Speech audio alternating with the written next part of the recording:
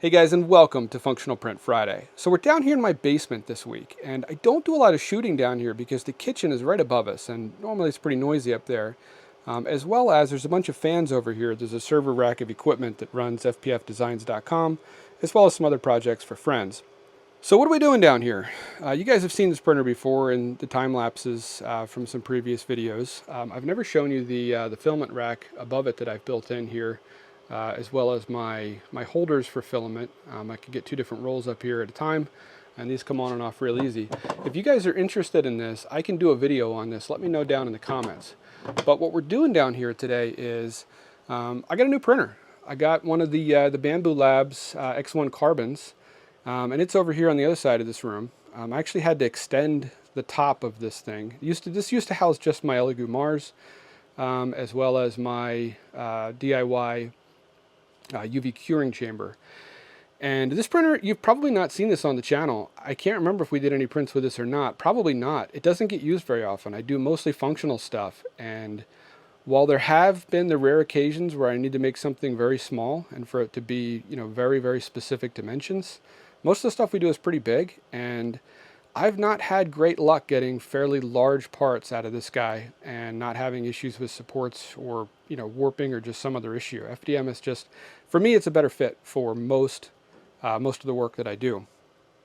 So I'm not going to go into a ton of detail on this guy. There's a bunch of other videos out there to talk about it. I am going to give you some kind of first impressions and my thoughts on it. And we got to solve a problem on this guy. If you know anything about these printers, they purge and do filament changes all on their own, and it actually ejects the purge filament out of the back of the printer. And yeah, I know there's a ton of designs out there for purge bins that you can print for this thing. The thing is, none of them really work for my situation. In fact, I don't know how most of the purge bins that are out there for these guys work for most people. You see these online, in reviews, and somebody's got it out on a table in the middle of a room. I just don't think that's reality. I think most people are going to have the printer up against a wall or some other surface rather than it just floating out in the middle of the room. So your access to the back of the printer is probably going to be pretty limited. Let me get you guys on the tripod. I'll show you what I mean. All right, I couldn't actually find a good place to put the tripod, but you can see it's fairly tight back here behind the machine, and I've also got this pipe in the way. This is a radon mitigation system down here in the basement. This pipe goes up and wraps around the basement. I had previously teed into this and added this so that when I do resin printing, it picks up the fumes from it and pulls it out of the house. There's just a threaded pipe cap in here that I can take out, and when I take this out, or take it out, you guys can even hear the air getting sucked through here. Draws through quite a bit of air. So when I'm resin printing, I leave the guy open, and most of the fumes get sucked out. It really doesn't smell. It doesn't smell outside of this room at all, and it really only smells over in this area. So I think it does a pretty good job pulling all the fumes out. I wanted to get the X1-Carbon over in the same spot over here because I figure one of the reasons I wanted to get this is to be able to do more than just like PLA and PETG. I want to do some polycarbonate, maybe some ABS. I know there's fumes from that, so I figured this is a good spot because I can use the same sort of exhaust system here to pull those fumes out. But long story short, that pipe is kind of in our way, and you can see what I've got going on back here right now is just a cardboard box sitting under the chute. This thing here is the chute where the plastic comes out of. So what I'd like to do is design something that fits back here that I can access. And this video is really not doing it justice. It's very tight here. You can see I can just barely fit my hand here. So whatever I put in here, I've got to be able to get from the side and sort of lift it straight out. I can't reach, it's not possible to reach down from the top. There is more room up here, so if I can get something up into this spot, then I can get it out. I've got room to get it out, but I've got to be able to access it, through this small space here, which, there you go. I can't even fit 4 fingers in that space, but my wrist does fit through, so I'm thinking if we design some sort of bin that fits in this space, that's the right height, that I can pick up from the side, lift straight up, and come out this way. And I do this a lot with my designs. I really think about what I want the experience to be like. How am I actually going to use it? It wouldn't be difficult to just design a box that sits back here, or even cut out a cardboard box that sits in that spot, but I try and think through, well, how am I going to use it? What limitations am I going to face? In this case, access is definitely a limitation, and I want it to stay in place. I can't see this area back here, so if it gets shifted out of space, and there's a gap between that chute on the back of the printer and where that bin is, you know, I'm just going to have plastic piling up back here. So, in fact, let me grab the box out of here, and I'll show you what I mean. Yeah, see, even that's tricky to get in and out. And here is essentially the waste that comes out. It's sort of, when it's priming the filament or changing filaments, you get sort of this coiled up purge that drops out. If you do multicolor prints with a ton of color changes, it generates quite a few of these. I don't do that much large multicolor printing, so this bin doesn't need to be huge. And even if I did, those prints take days. It's not going to be the end of the world to come down here and empty this thing out. But I do want something that has a bit more capacity than this. Let's fire up SketchUp. I want to take those design considerations in mind and see what we can come up with. Let me know if you guys would be interested in seeing some more information on, you know, sort of my 3D printing stations and how I've got things set up, why I've set them up this way, and just in general how things work. It is difficult for me to shoot in that room, but I can make it work if you guys, you know, if you guys are interested.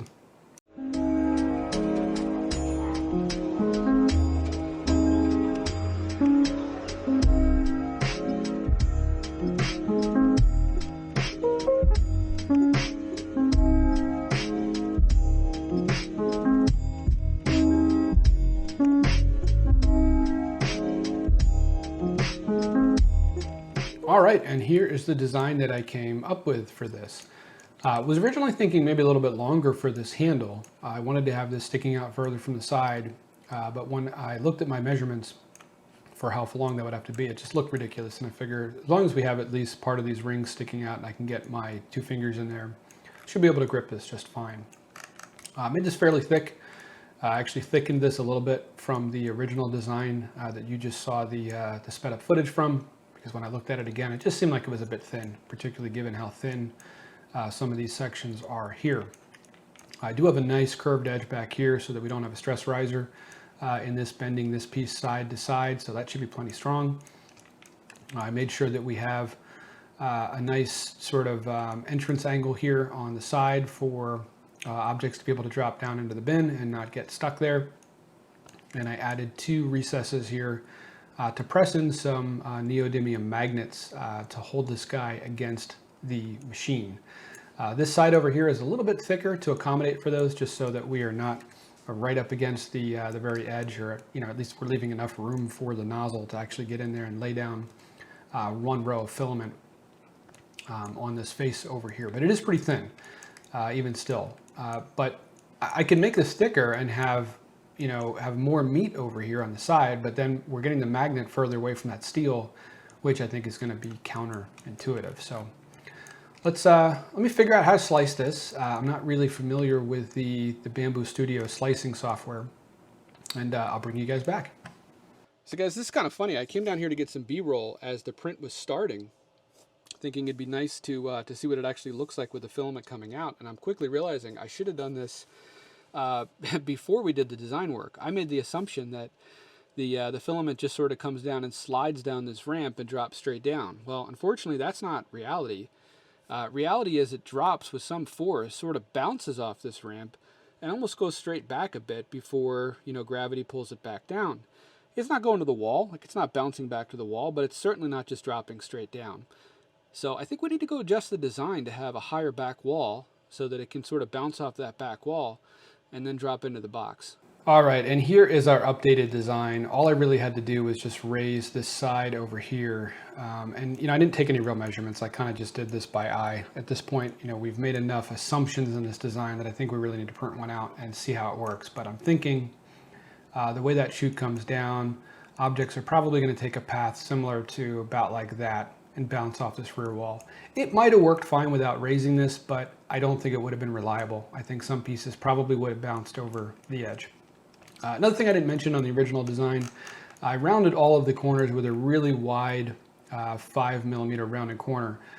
Whenever you make a bin like this, number one, it makes it a lot easier to reach in and get things out if you need to. And I don't plan on reaching in here. I mean, we should be able to dump this guy out.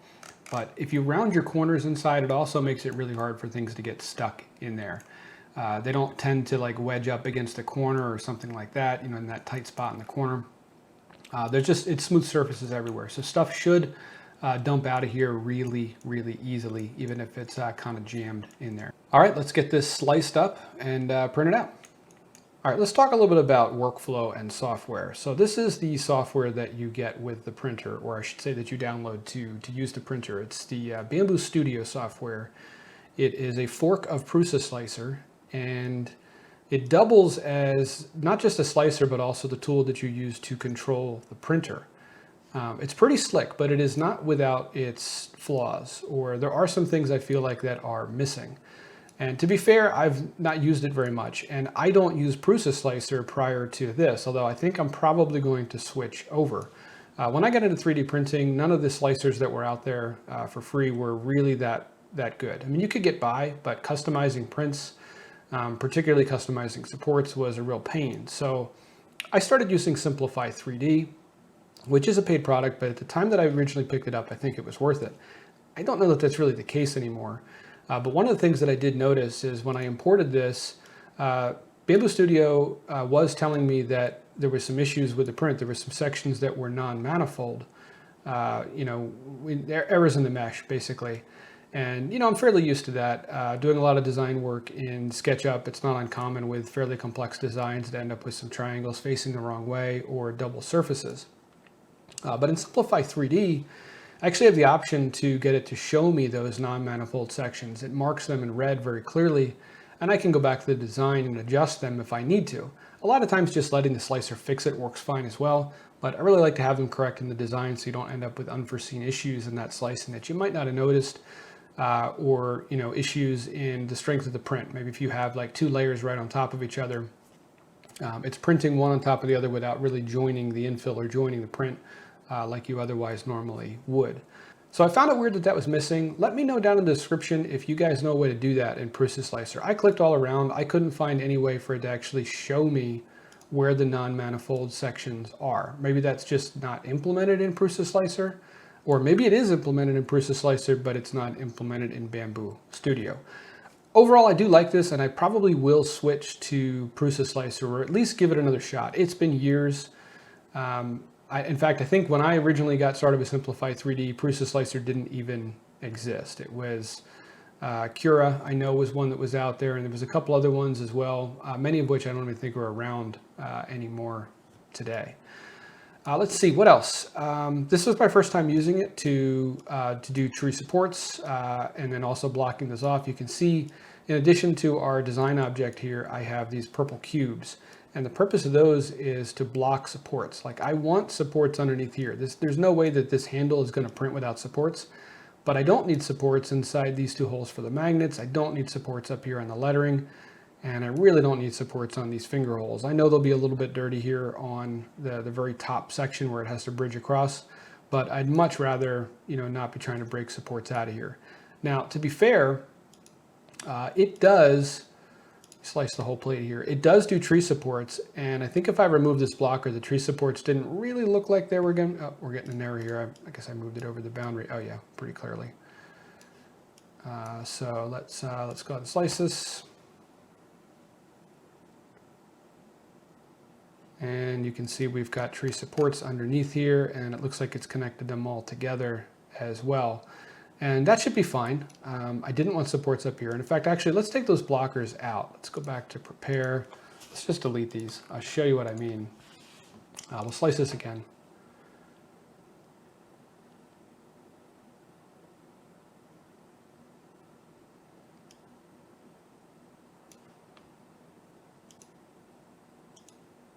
Switch this to line type. Okay, and you can see now we have this pretty much the same supports under here.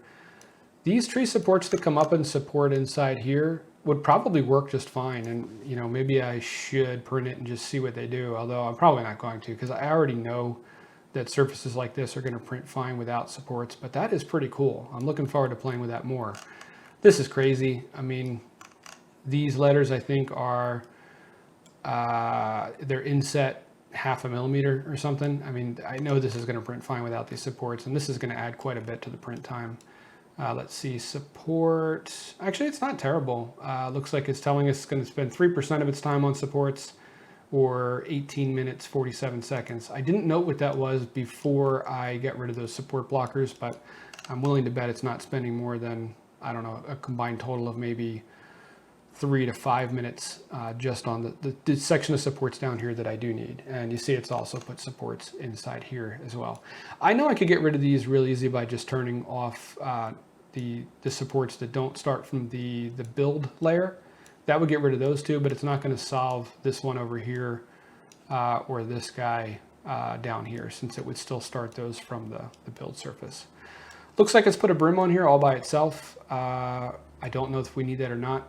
I would think in an enclosed chamber we probably wouldn't have lift, but I'm going to leave it. That is one of the selling features of this printer and using their software. They get a lot of flack for it being a closed ecosystem, but I mean, so far my experience with it has been good. It's one of the things that gets talked a lot about with this printer is the fact that it is sort of a closed ecosystem. And I don't have it long enough to really tell you how I feel about that. I can say initially, you know, my feelings are pretty good on it. I know the replacement cost on the parts is fairly inexpensive. Sure, that could change. I mean, they could jack them up through the roof next year, but I don't think they're going to. I hope they don't. And, you know, I like the idea of everything just working together. It is really cool to be able to just come into the software and see everything about the printer. It's all integrated very nicely, and it just works. It's not perfect. There are some issues. In fact, right now it is running the second version of that test print to see how the new profile does.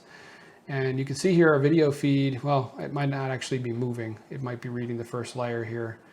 But there we go. It's starting to move. You can see the video feed. It's choppy. Now, I'm on the same network as this printer. Well, sort of. And that's one of the issues from my perspective with their software that could be better.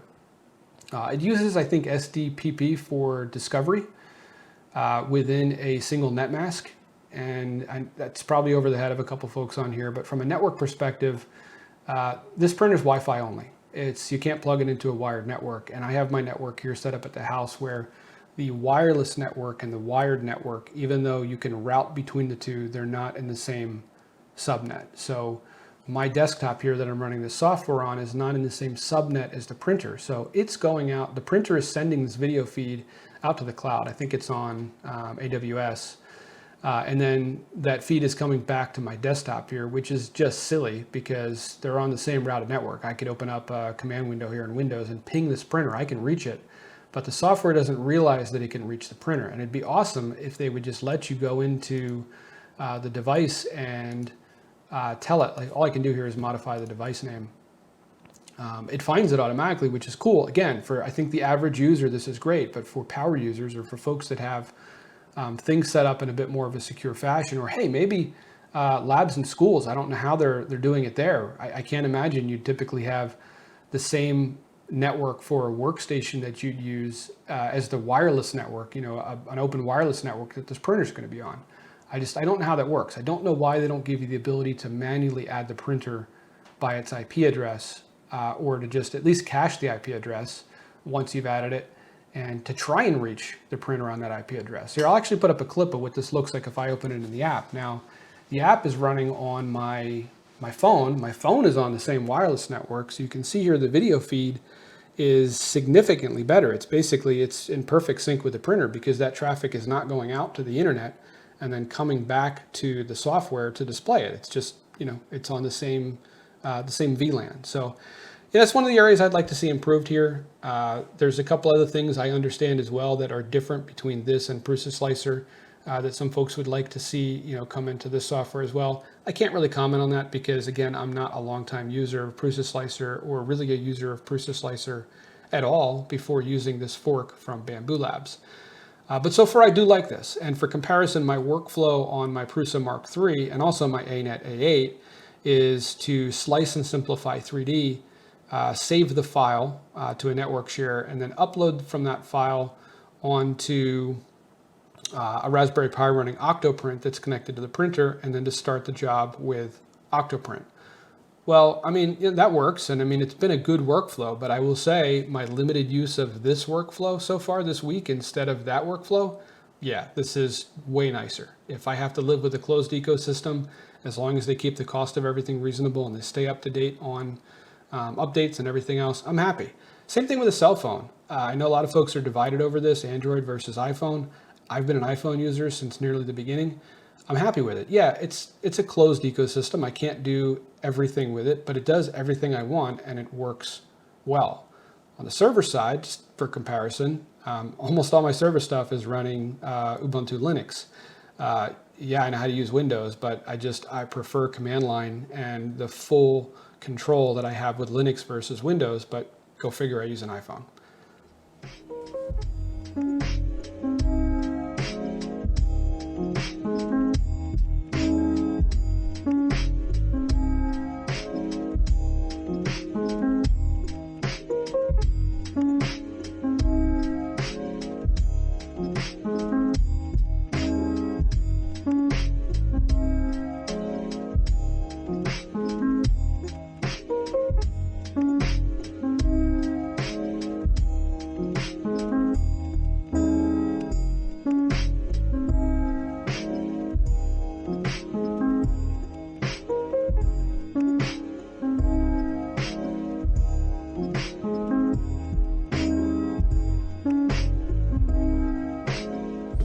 All right, here it is, and did run into one issue. This is a bit disappointing.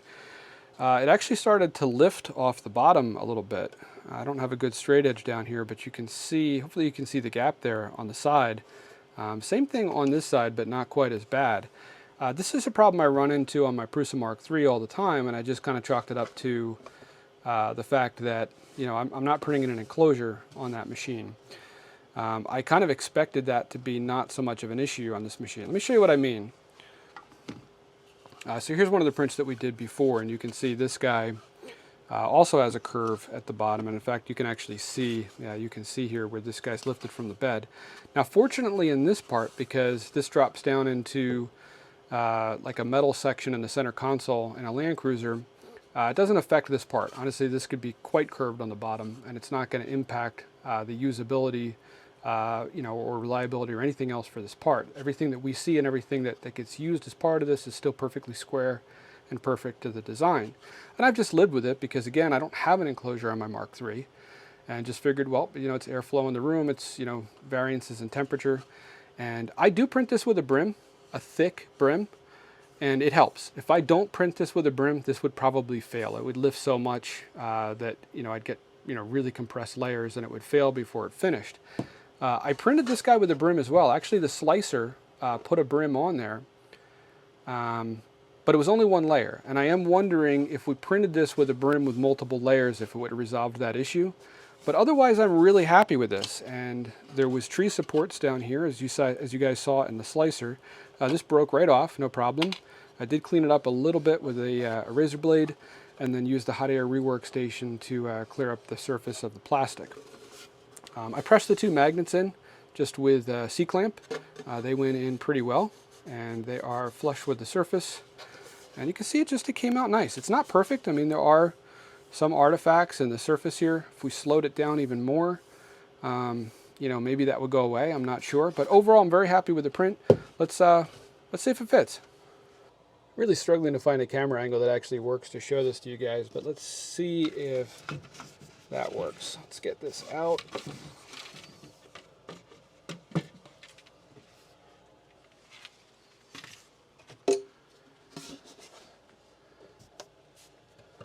And let's get this one in. And see, does it fit? Yeah, actually it looks like we are the right height. I don't know if you guys can tell from that camera angle, but we are, this side's just below the bottom of the chute. The magnets, yeah, magnets are working. It's not gripping super tight. I would have liked a little bit more. I suppose we could do two more on the other side, also pressed into place. I was worried that they weren't going to grip enough. And yeah, they do. I don't think it's going to go anywhere, but we'll do a test print and find out. I want to make sure that things actually are going to drop into here, and that this guy is going to stay in place during a print. So let's try, how am I going to remove this? So my workflow is going to be to reach in from here, get it with two fingers, Yeah. I don't want to bump the camera going up. You guys are kind of in the way, but from a workflow perspective, this will work. I can reach between the pipe and the desk here and lift this guy straight out and get it back into place. All right, here's what I came up with to test the purge bin and make sure that it is actually going to work for us. What I've done is I just designed something real quick here with some raised lettering. Used the slicer to adjust the color by height, which was pretty easy, my first time using this. To set the colors. You can paint them on too, but I haven't fooled with that enough to understand how it works. That would probably be pretty tedious for something where I know I want the color to occur at a specific layer. Now, I've gone out of my way to make it do a bunch more color changes than it needs to. I've actually set the print sequence to by object as opposed to by layer. If we did this by layer, all right, well, that was interesting. The software actually just crashed on me when I went to adjust the sequence type. So let's try and open the project back up for this. So I'm not sure where my voice cut off on that recording. That's interesting. So it's saying, yeah, we suggest using auto arrange to avoid collisions when printing. Did you know that you can reduce? Yeah, okay, blah, blah, blah. Let's see what happens. Let's see if we can crash it again. So what I had done, I was explaining how I set this up to print by object. So it's going to print all of this one. Then it's going to print all of this one and all of this one. Actually, I'm not sure what order it's going to print them in, but the point being, it's going to do all of the entire object before moving on to the next one. So we're going to force a bunch of unnecessary color changes. Instead of printing all of the black up to the height where the black filament is, then switching to green and then doing all of the green. And you control that. Let's see, that is global. Others, yeah, here we go.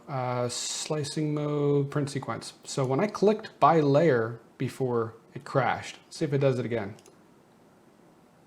Huh, okay, that time it worked. That's the first time the software has crashed for me, and I have used it quite a bit this week, so I'm not gonna worry yet. It has up to this point been very reliable. Oh, and it auto arranged these for me to avoid any conflict with the print head. Obviously, this isn't going to work for larger, taller prints, but for ones that are this high, it had no problem auto-arranging these to be able to print them by object without running into any of the other objects on the bed. Let's try switching it back. By object, yeah, it looks like it's happy now. So if we slice this, I wonder if we can see that in the preview. Yep, you can see the order it's going to print them in. So it's going to do the black for this one first and switch to green. And it's just going to keep going in that same order until it gets all of them done. So, all right, let's go print this and test the purge bin.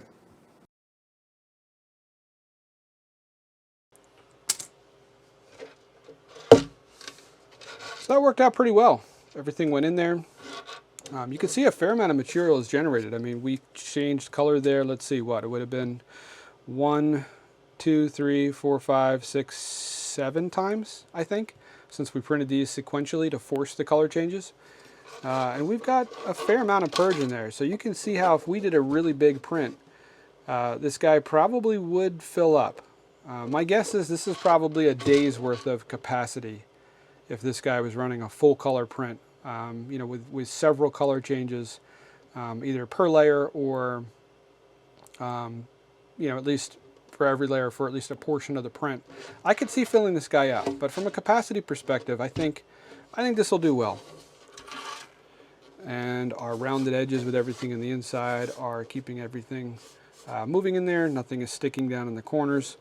Hopefully that holds up as well. In seeing this sliced, I was a little worried that we might have some strength issues down here. The reality is, with it being as wide as it is, this is quite strong. I actually don't know, even if I tried, if I could break this out with my hand. I guess maybe if I had, yeah, I bet you with thumb and forefingers here, I could probably get this guy to snap, but it's quite strong. Not worried about that at all. I think if I did a revision on this, the only thing that I might do is just add 2 more magnets. I was thinking to have them on this side, if they stuck there really strong, that I'd come in, push this like this, and then push back with my thumb like this and then lift up, thinking that if it was stuck onto there too hard, it might be difficult to get pushed back without one side or the other just like walking back into position with the magnets. The reality is, even as thin as the plastic is in the front, and in fact it's so thin you can kind of see the magnets through the material there, they still don't grip so tight that that this guy is really stuck to it. It just sort of like, if I push it, if you guys saw before, if I push it a little bit, it does, the magnets do pull it back. But if I do print another one of these, I'll probably add 2 more magnets on the other side. So guys, thanks for hanging out in the shop with me this week. As always, I really appreciate you guys tagging along. Hopefully this was useful to see. I know there's a ton of designs out there for purge bins already, but I just didn't see anything that fit, my use case. Being able to reach, in that tight spot between the pipe and the printer, or even just plain reaching behind into a tight spot for the printer. Again, I can't imagine I'm the only one that has this printer like up against the wall instead of just, on a table in a miraculously huge space in a studio. Not mocking anybody, but I do feel like some of the designs I see, they shoot well, they look good, but they're just not practical. And this design is at least practical for my purposes. So if you guys want to make one for yourself, the STL for this will be on my site, fpfdesigns.com. I will link that down in the description of this video. And in fact, all of the stuff that I feature on this channel, I give away the designs totally free. They're always on my site, fpfdesigns.com, and I always link them in the video. If you enjoyed this video, please do me a favor. Take a second, hit that like button. Really helps out the channel, especially small channels like mine. And if this is your first time on the channel and you want to see more of this, hit that subscribe button. And guys, if you do, I'll see you next Friday.